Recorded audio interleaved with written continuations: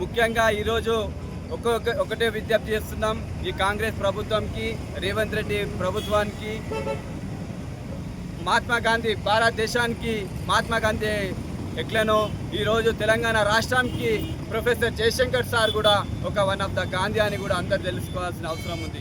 ఈరోజు ఈ కాంగ్రెస్ ప్రభుత్వం ప్రొఫెసర్ జయశంకర్ సార్ జయంతి, తెలంగాణ ఉద్యమకారుడు, రాష్ట్రాన్ని ఒక తెలంగాణ రాష్ట్రం రానికే ఒక ముఖ్య వ్యక్తిగా ఈరోజు తెలంగాణ రాష్ట్రానికి ఒక గాంధీ కాబట్టి అధికారికంగా జయంతి కార్యక్రమాలు చేయాల్సి ఉంది.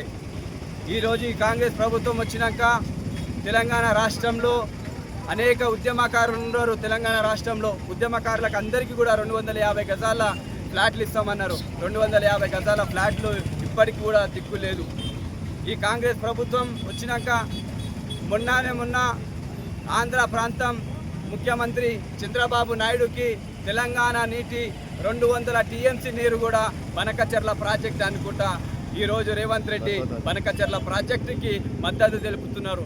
దీనిపైన కూడా తెలంగాణ ప్రజానికం, తెలంగాణ విద్యార్థి లోకం అందరూ కూడా ప్రశ్నించాల్సిన అవసరం ఉంది.